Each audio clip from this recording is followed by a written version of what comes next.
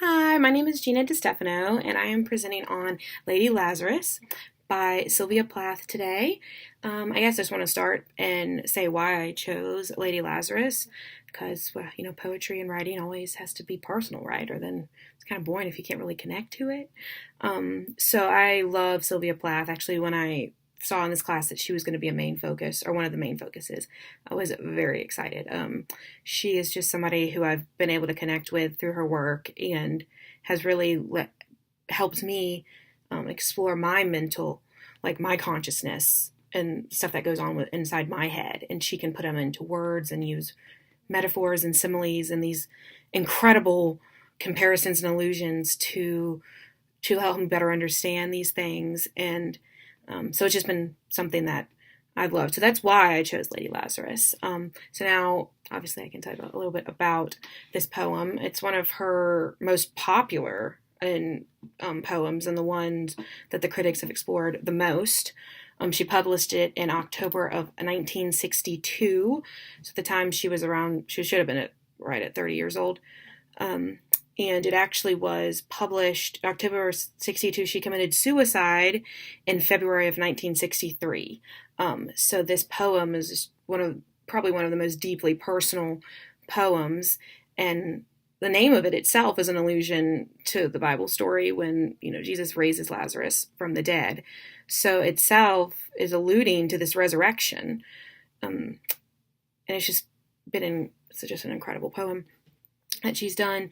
So I guess a little background for Sylvia, even though spoiler warning, I already gave the ending away. She did commit suicide at the age of 30. She was born in 1932 in Boston, and but her father, he passed away when she was 8 years old in 1940, and this caused a lot of daddy issues, to use the cliche today and this day and age, it's used all the time. Sylvia Plath probably was the first one. That's probably not, but I think of her when I think of daddy issues. I personally do not have daddy issues. I have mom issues. Anyway, so after his death, though, she had a lot of conflicting feelings because she felt betrayed. She felt like almost like a parent abandons you, and that's a choice. But I think she really felt like he, even though death is not a choice, I think she felt that he betrayed her by leaving her so early in life, and also the relationship with him before he died was not, it was very contentious, it seemed. He was the authoritarian figure.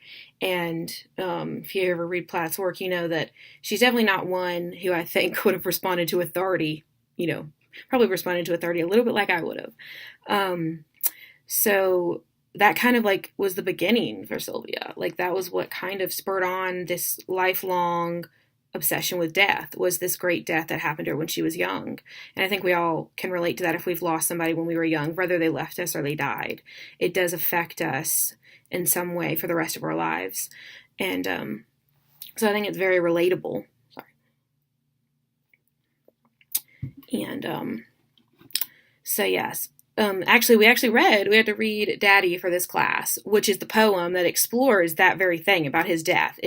That poem, as you read it, and I did a discussion post about it, so I won't go into too much detail in this video about that, because this is about Lady Lazarus. But in the poem, it's like this paradox, and she's like, I admire him, but he betrayed me, and I love him, but I hate him.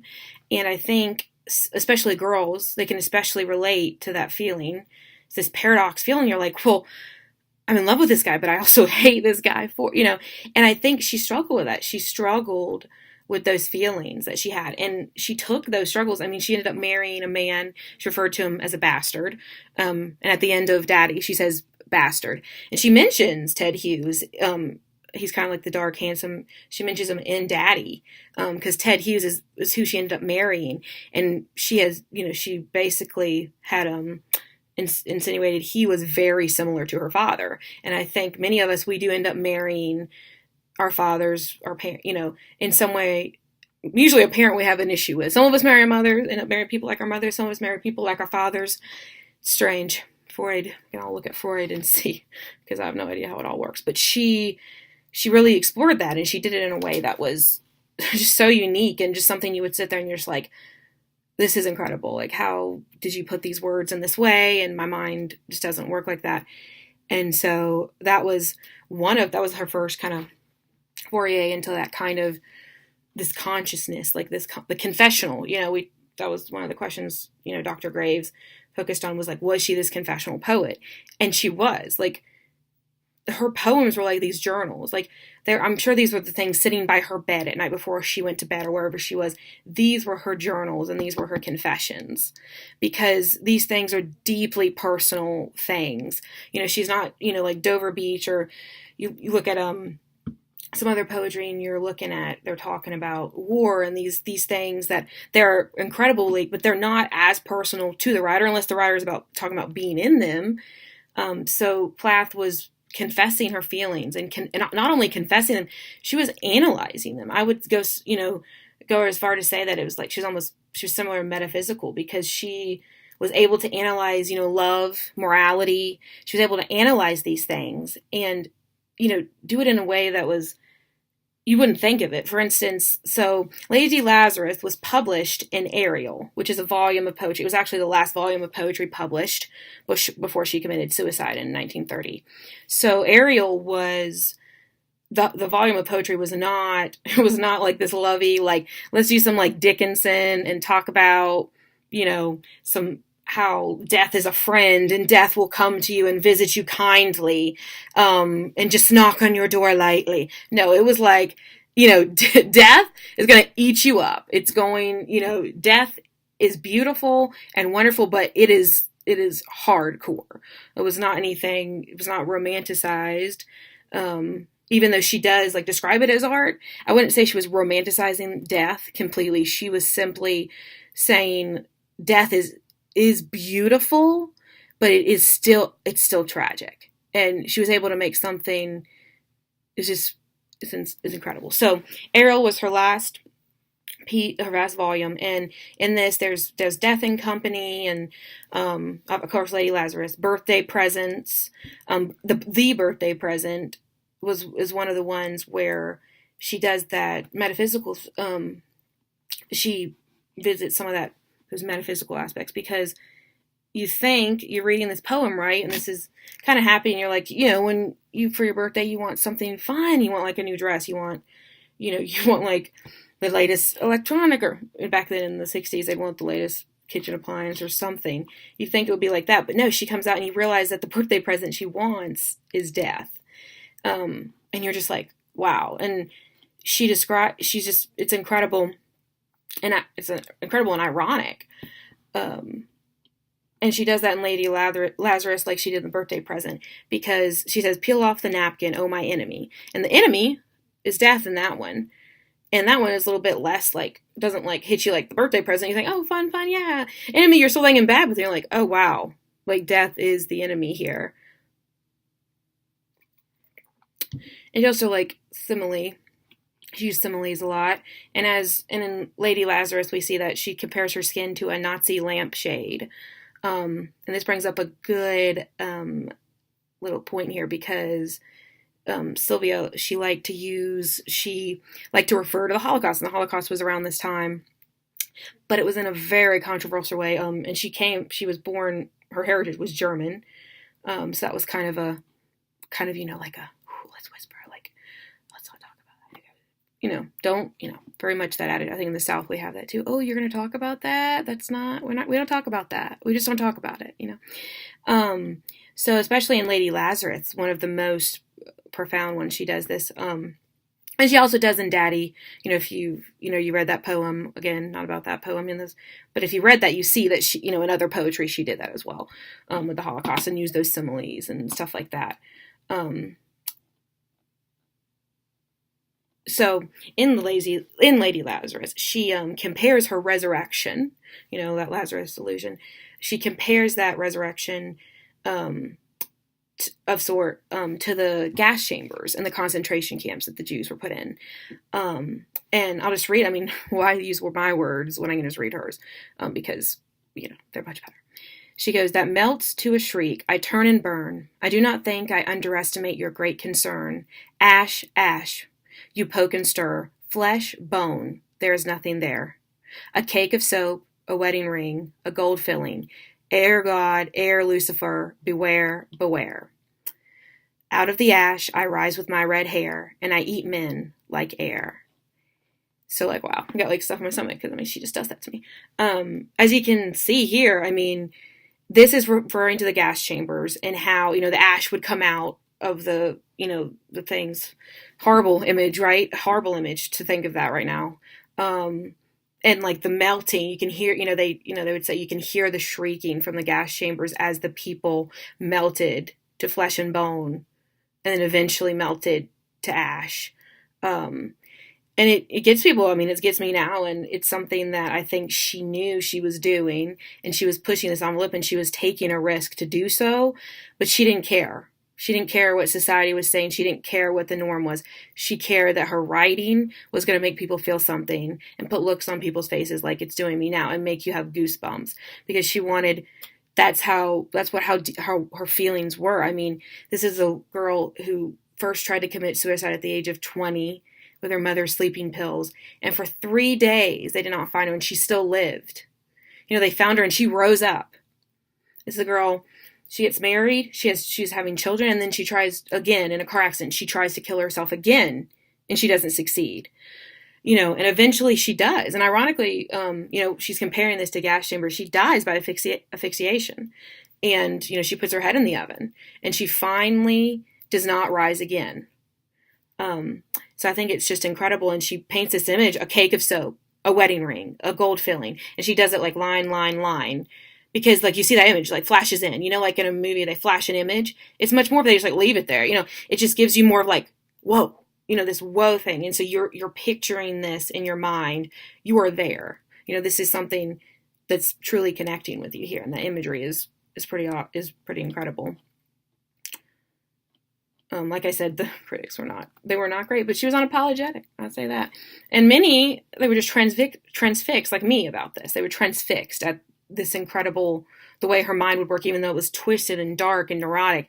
It worked in this way that many people were like, they didn't even know. And then they'd get in their mind. She'd get into their consciousnesses. I know she's gotten mine, and you're like, these are these deep, deep things that you don't think in there, but they're there. And she's like, she does that with her writing. And I'm running out of time because I talk too much. So to conclude up with this, we finish with like the lines here are incredible. Dying is an art, like everything else. I do it exceptionally well. I do it, it feels like hell. I do it so it feels real. I guess you could say I have a call. To Sylvia, dying was the ultimate art. To her, like I said earlier in the video, there was this ugly thing, and I think she feared it. I genuinely think she was scared of it, which is odd to say because she was obsessed with it. But I think that if you're obsessed with death, you have to have a fear of it, because I don't think people who aren't obsessed with something are afraid of them. You know, like I know it's just, that's my opinion. She could not have been afraid of death, but I just take it as the level of obsession she had with it tells me something about it was terrifying to her, and something about her life and what she was feeling made it terrifying. And so she decided she was gonna make this art. She's gonna make her poetry this art, and therefore dying became the art.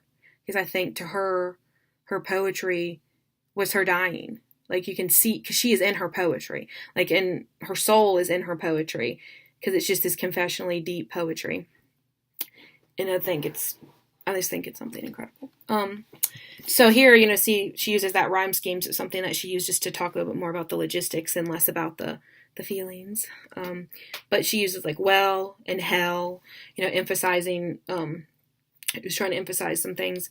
And like this, and like the lines are short, and then it's like, it kind of like closes in, almost like asphyxiation, which is probably something that she could feel. So like readers are reading this and they're kind of feeling these things. And that's just something incredible that words have this power to make us sit here. Like I've been in these Nazi camps in this video, and I've been inside in the consciousness, you know, I've been riding a horse, like she is an aerial towards the light, like, and all this time I've just been sitting here talking to you, probably a little bit too much now, but that's what's so incredible about poetry and English and writing.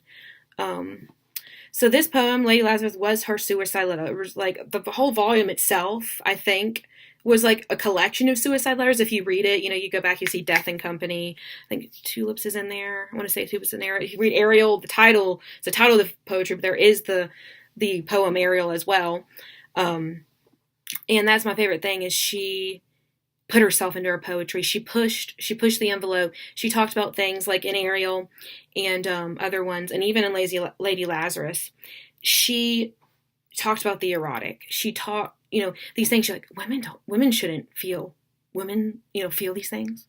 And it's like, men, can sit there and talk about it. But she pushed that. Especially in Ariel, she put masculinity versus, femininity, and she explored those erotic things in that. And I think in Lady Lazarus, this is something else because obviously it's about her suicide attempts and these suicidal feelings. But I also think she knew at the time that the patriarchy, especially in the 1950s, it's like go to the kitchen, stay in the kitchen, wear the dress, put on your face, don't have emotions, basically, put your head in the oven. Basically, just do that and get over it. Suck it up. You're a lady. You're a woman. And I think that Lady Lazarus also symbolizes like, hey, like fighting that patriarchy, fighting those stereotypes of, just sit down, shut up, look pretty. I think that Lady Lazarus also did that. And I think that was somewhat of her intent as well. Because she did struggle as a wife and a mother and had feelings that she felt guilty about because she didn't fully connect with her children. She didn't make her children her entire world. Her husband wasn't her entire life. And she felt guilty about that. And I think this poem also emphasizes another side of Sylvia that contributed to that death obsession. And now I'm at like 16 minutes, so I have to be done. So she actually won the first ever, and this word is hard, I'm not going to work, posthumous Pulitzer Prize. So I guess it just means the first one to ever win it after they've died in 1982. Because alive she did not experience like a ton of recognition and stuff like that. So that was something that was really cool that she was able to be recognized for. And I think today, of course, she still is going to continue to impact I think her poetry is going to definitely has stood the test of time. And I know my kids, and if I especially have girls, I don't care the girls or boys, they're going to know that Sylvia Plath is your mother's favorite writer. And she could literally go on for another 17 minutes about Sylvia Plath and all of her poems, but I'm not going to do that to you.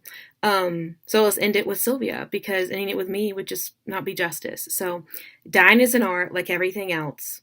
I do it exceptionally well.